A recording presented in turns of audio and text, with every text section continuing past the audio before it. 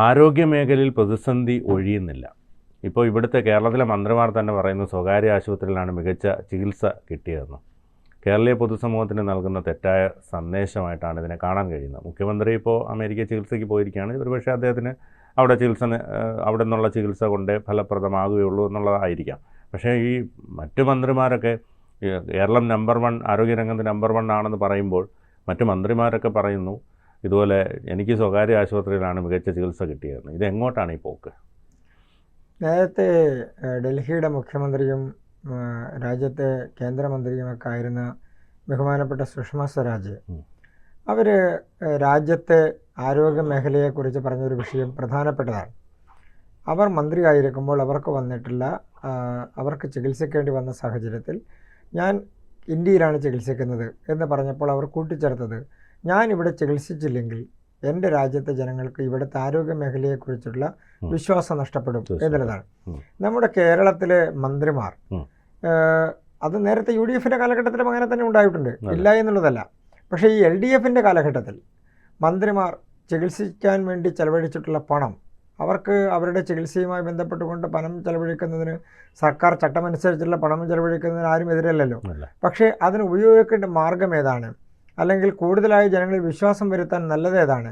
ഇപ്പോൾ കേരളത്തിലെ മെഡിക്കൽ കോളേജുകൾ, അത് ഏത് മെഡിക്കൽ കോളേജാണെങ്കിലും സൂപ്പർ സ്പെഷ്യാലിറ്റി സംവിധാനങ്ങൾ ഉൾപ്പെടെയുള്ള മെഡിക്കൽ കോളേജുകളാണെങ്കിലും, ഇപ്പോൾ തിരുവനന്തപുരം മെഡിക്കൽ കോളേജൊക്കെ ശസ്ത്രക്രിയയുടെ കാര്യത്തിലുമൊക്കെ രാജ്യത്തെ തന്നെ ഏറ്റവും പ്രധാനപ്പെട്ട ആശുപത്രികളിൽ ഒന്നാണ്, ഹൃദയ ശസ്ത്രക്രിയ അടക്കമുള്ള കാര്യങ്ങളിൽ.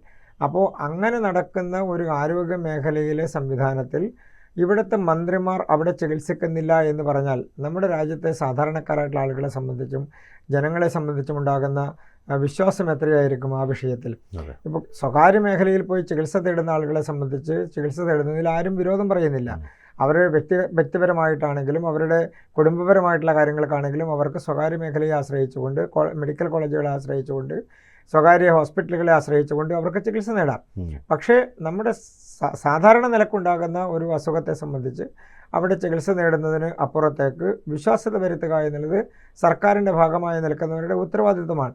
കഴിഞ്ഞ ദിവസങ്ങളിലെല്ലാം പുറത്തു വന്നിട്ടുള്ള വാർത്തകൾ ഇന്നലെ ബഹുമാനപ്പെട്ട മന്ത്രി ശ്രീ സജി ചെറിയാൻ അദ്ദേഹം നടത്തിയിട്ടുള്ള പ്രസ്താവന തന്നെ കേരളത്തിലെ ഒരു സർക്കാർ ആശുപത്രിയിൽ പോയി ചികിത്സ നടത്തിയതിന് ശേഷം അദ്ദേഹത്തിന് അസുഖം മാറാൻ മറ്റൊരു സ്വകാര്യ ആശുപത്രിയിൽ പോകേണ്ടി വന്നു, അങ്ങനെ പോയില്ലായിരുന്നെങ്കിൽ വലിയ പ്രശ്നമാകുമായിരുന്നു എന്ന് പറയുന്നൊരു സാഹചര്യമുണ്ടായി.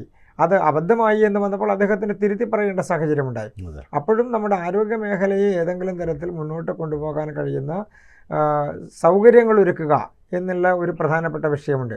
ഇപ്പോൾ കഴിഞ്ഞ ദിവസങ്ങളിൽ കോട്ടയത്തുണ്ടായിട്ടുള്ള പ്രശ്നവും തിരുവനന്തപുരം മെഡിക്കൽ കോളേജിലുള്ള അപാകതകളെ സംബന്ധിച്ചും ലഭ്യമല്ലാത്ത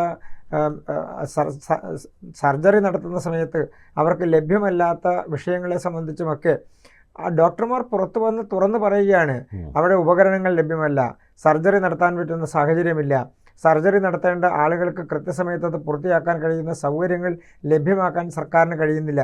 ഇതാരാ നോക്കേണ്ടത്? ഇതാരാ നടത്തേണ്ടത്? ഇതാരാ കൊണ്ടുവരേണ്ടത്? ഇതാരാണ് ഇതിന് ഫണ്ട് അലോക്കേറ്റ് ചെയ്യേണ്ടത്? ഇത് സമയബന്ധിതമായി ഇത് പൂർത്തിയാക്കേണ്ടത് ആരാണ്? സർക്കാരിൻ്റെ ചുമതലയാണ്, വകുപ്പിൻ്റെ ചുമതലയാണ്. അപ്പോൾ ഒന്നുകിൽ അത് കൃത്യമായി റിപ്പോർട്ട് ചെയ്യുന്നതിൽ ഉദ്യോഗസ്ഥന്മാർ പരാജയപ്പെടുന്നു, അതല്ലെങ്കിൽ ഉദ്യോഗസ്ഥന്മാർ മറ്റേതെങ്കിലും തരത്തിലുള്ള രാഷ്ട്രീയ പ്രവർത്തനത്തിൻ്റെ ഭാഗമായിട്ട് അവർ സർക്കാരിലേക്ക് ഇത് അറിയിച്ച് കൃത്യമായ പ്രവർത്തനം കൊണ്ടുവരാൻ കഴിയുന്നില്ല എന്നുള്ളത്.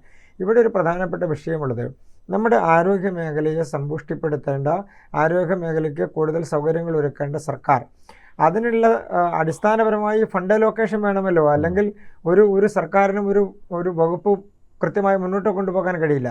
അപ്പോൾ ആ വകുപ്പ് അതിനനുസരിച്ചിട്ടുള്ള ഫണ്ട് അലോക്കേഷൻ നടത്താൻ കഴിയുന്ന സാഹചര്യത്തിലാണോ എന്നുള്ളത് പരിശോധിക്കപ്പെടേണ്ടതാണ്. ഇപ്പോൾ കേരളത്തിൽ സാമ്പത്തിക പ്രതിസന്ധി ഇല്ല, കേരളത്തിലൊരു പ്രശ്നമില്ല എന്ന് ബജറ്റ് അവതരിപ്പിച്ചുകൊണ്ട് പറയുന്ന അതേ ധനകാര്യ വകുപ്പ് മന്ത്രി ഒരു മേഖലയിൽ അടിസ്ഥാന സൗകര്യങ്ങൾ ഒരുക്കാൻ വേണ്ടി ഫണ്ട് അലോക്കേഷൻ വരുന്ന സാഹചര്യം വരുമ്പോൾ കേരളത്തിൽ ഫണ്ടില്ല എന്ന് പറയുന്നു.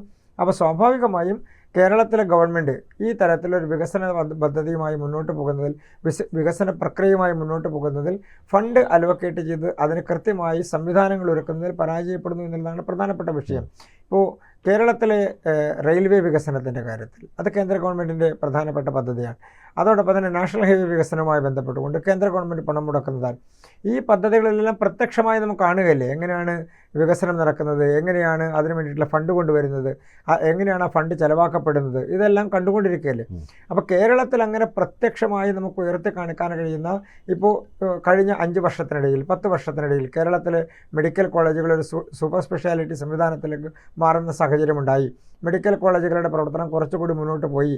ഇനി PHC മുതൽ പ്രൈമറി ഹെൽത്ത് സെൻറ്റർ മുതൽ താലൂക്ക് ആശുപത്രികൾ മുതൽ ജില്ലാ ആശുപത്രികൾ മുതലുള്ള സാധാരണക്കാർ ദൈനംദിനം ആശ്രയിക്കുന്ന സ്ഥലങ്ങളുണ്ടല്ലോ, മെഡിക്കൽ കോളേജ് മാറ്റി നിർത്തിയാൽ പോലും അങ്ങനെയുള്ള സ്ഥലങ്ങളിൽ പോലും ജില്ലാ ആശുപത്രികളിലാണെങ്കിലും നമ്മളുടെ താലൂക്ക് ആശുപത്രികളിലാണെങ്കിലും ഒക്കെ സൗകര്യങ്ങൾ വർദ്ധിപ്പിക്കുന്ന കാര്യത്തിൽ അല്ലെങ്കിൽ അത് മോസ്റ്റ് മോഡേൺ സാങ്കേതിക വിദ്യ ഉപയോഗിച്ചുകൊണ്ടുള്ള ചികിത്സകൾ പ്രാപ്യമാക്കുന്ന ഒരു സ്ഥിതിയിലേക്ക് കൊണ്ടുവരുന്ന കാര്യത്തിൽ സർക്കാർ പരാജയപ്പെടുന്നു.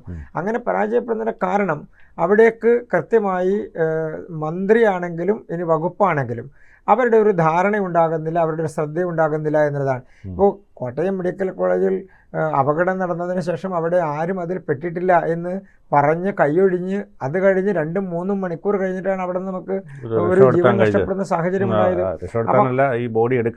കഴിഞ്ഞത്.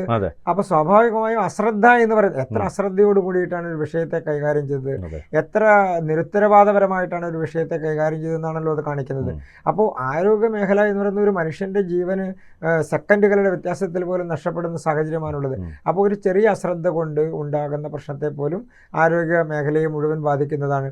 അപ്പോൾ സ്വാഭാവികമായി ഇപ്പോൾ കേരളത്തിൽ ശിശുമരണം ഉണ്ടാകുന്നില്ല എന്നാണ് നാം പൊതുവെ പണ്ട് പറഞ്ഞിരുന്നത്. പക്ഷേ ശിശുമരണം ഇപ്പോൾ വയനാട്ടിലാണെങ്കിലും ഇടുക്കിയിലാണെങ്കിലും ഒക്കെ പത്തനംതിട്ട അടക്കമുള്ള ജില്ലകളിൽ ശിശുമരണത്തിൻ്റെ സാധ്യതകൾ ഉയർന്നു നിൽക്കുന്നു. പ്രത്യേകിച്ച് പാലക്കാട് ജില്ലയിലും വയനാട് ജില്ലയിലുമൊക്കെ ശിശുമരണം റിപ്പോർട്ട് ചെയ്യുന്ന എത്രയോ സാഹചര്യങ്ങളുണ്ടായി. അപ്പോൾ ശിശുമരണം ഉണ്ടാകുന്നത് ആരോഗ്യ മേഖലയിലുള്ള കൃത്യമായിട്ടുള്ള താഴെത്തട്ടിലേക്കുള്ള പ്രവർത്തനം, അത് പ്രൈമറി ഹെൽത്ത് സെൻ്ററുകൾ വഴിയുള്ള പ്രവർത്തനം കൃത്യമായി നടക്കാത്തത് കൊണ്ടാണ്, അതല്ലെങ്കിൽ അതിൻ്റെ കാര്യക്ഷമമായിട്ടുള്ള പ്രവർത്തനത്തെ അതിനെ മോട്ടിവേറ്റ് ചെയ്ത് കൊണ്ടുവരാനുള്ള സാഹചര്യമില്ലാത്തത് കൊണ്ടാണ്. അപ്പോൾ വകുപ്പിൻ്റെ ഭാഗത്ത് നിന്ന്, ആരോഗ്യ വകുപ്പിൻ്റെ ഭാഗത്ത് നിന്ന് വലിയൊരു അനാസ്ഥയും കെടുകാര്യസ്ഥതയും ഉണ്ട് എന്നുള്ള കാര്യത്തിൽ ഒരു തർക്കവും ആ കാര്യത്തിന് വരത്തില്ല. അത് ഇടതുപക്ഷ നേതാക്കന്മാരും ഇടതുപക്ഷ ആളുകളും തന്നെ അത് തുറന്നു പറയുകയാണ്. അതുമാത്രമല്ല, ഇപ്പോൾ ഈ ഹാരിസ് ഡോക്ടർ തന്നെ പലതും തുറന്നു പറഞ്ഞപ്പോൾ ഭയങ്കരമായ അസഹിഷ്ണുതയാണ് മുഖ്യമന്ത്രി ആരോഗ്യമന്ത്രിയൊക്കെ പുലർത്തിയത്. എന്നാൽ ഇത് വീഴ്ച പറ്റി, അല്ലെങ്കിൽ നമുക്കത് പരിഹരിക്കാമെന്ന് പറയുന്നതിന് പകരം അതിനെ ന്യായീകരിക്കാൻ ശ്രമിക്കുകയാണ്. അതായത് ഈ ഡോക്ടർ എന്തിന് ഇത് ചെയ്തു, പണ്ട് ഇതുപോലെ സിക്കന്ദർ ബഗ്ദ് ഗവർണറായിരുന്ന സമയത്ത്, അന്ന് കരുണാകരൻ ഭരിച്ചിരുന്ന സമയത്ത് അദ്ദേഹത്തിന് ചികിത്സ കിട്ടാതിരുന്നിട്ടില്ലേ എന്നൊക്കെയാണ് ഇതിനെക്കുറിച്ച് പറയുന്നത്. അല്ല, നമുക്കിപ്പോൾ ഒരു പ്രശ്നമുണ്ടാകുമ്പോൾ ആ പ്രശ്നത്തെ രാഷ്ട്രീയപരമായും നേരിടാം, ഭരണപരമായും നേരിടാം. രാഷ്ട്രീയപരമായി നമുക്ക് ഏത് ആരോപണവും ഉന്നയിച്ച് പ്രതിപക്ഷത്തിൻ്റെ വായടപ്പിക്കാനോ ഇനി ഭരണപക്ഷത്തെ തന്നെ തൃപ്തിപ്പെടുത്താനോ ഇനി ആ പ്രശ്നം ഉന്നയിക്കുന്ന ആളുകളെ തന്നെ ഇല്ലാതെയാക്കാനോ ഒക്കെ നമുക്ക് ഏത് രാഷ്ട്രീയ നയം വേണമെങ്കിലും രൂപീകരിക്കാം. പക്ഷെ അതിൻ്റെ ഭരണപരമായ വിഷയമില്ലേ, ഇതിന് രണ്ടായി കാണണ്ടേ. രാഷ്ട്രീയ വിഷയത്തെയും ഭരണ വിഷയത്തെയും രണ്ടായി കാണണം എന്നുള്ള അഭിപ്രായമാണ് എനിക്കുള്ളത്. കാരണം രാഷ്ട്രീയ വിഷയത്തെ നിങ്ങൾ രാഷ്ട്രീയപരമായ അഭിപ്രായം പറഞ്ഞ് നേരിട്ടുള്ളൂ, അതിലാർക്കും അഭിപ്രായ വ്യത്യാസമില്ല, അത് രാഷ്ട്രീയമാണ്, ജനങ്ങളെ ബോധ്യപ്പെടുത്തേണ്ട സർക്കാരിൻ്റെ ഭാഗമാണ്. പക്ഷേ അതിലൊരു ഭരണപരമായ വിഷയമുണ്ട്.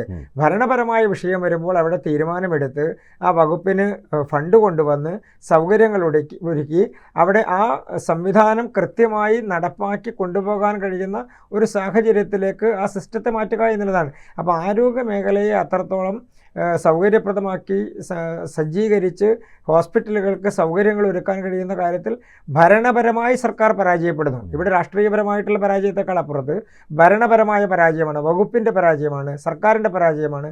അതൊന്നുകിൽ ആ വകുപ്പ് പ്രത്യേകമായി പരാജയപ്പെടുന്നു, അതല്ലെങ്കിൽ പൊതുവിൽ സർക്കാർ മന്ത്രിസഭ കൂടുന്നതല്ലേ, എല്ലാ ബുധനാഴ്ചയും മന്ത്രിസഭ കൂടുന്നത്, അല്ലെങ്കിൽ മാസത്തിൽ 3-4 തവണ മന്ത്രിസഭ കൂടുന്നതല്ലേ. അപ്പം മന്ത്രിസഭയുടെ ശ്രദ്ധയിൽ കൊണ്ടുവന്ന് ആ തരത്തിലുള്ള പ്രശ്നങ്ങൾ പരിഹരിക്കാൻ, വിദ്യാഭ്യാസ മേഖലയിലുള്ള പ്രശ്നം പരിഹരിക്കാൻ, ആരോഗ്യ മേഖലയിലുള്ള പ്രശ്നം പരിഹരിക്കാൻ ഒരു വകുപ്പിനോ മന്ത്രിക്കോ കഴിയുന്നില്ലെങ്കിൽ പിന്നെ എങ്ങനെയാണ് ഭരണം മുന്നോട്ട് കൊണ്ടുപോകാൻ കഴിയുക ആ വകുപ്പിൽ? അപ്പോൾ ഇവിടെയുള്ളത് ഭരണപരമായ തകർച്ചയാണ്, ഭരണപരമായിട്ടുള്ള കെടുകാര്യസ്ഥതയാണ് എന്നുള്ള കാര്യത്തിൽ ഒരു തർക്കവുമില്ല. അതിൽ ആരോഗ്യ വകുപ്പ് ഭരണപരാജയം നേരിടുന്നു എന്നുള്ള കാര്യത്തിൽ നിസ്സംശയം പറയാൻ കഴിയുന്ന ഒരു സാഹചര്യമാണ്. കൂടുതൽ വാർത്തകളും വിശേഷങ്ങളും നിങ്ങളിലേക്ക് എത്താൻ ABC മലയാളം സബ്സ്ക്രൈബ് ചെയ്യുക, ബെൽ ബട്ടണും അമർത്തുക.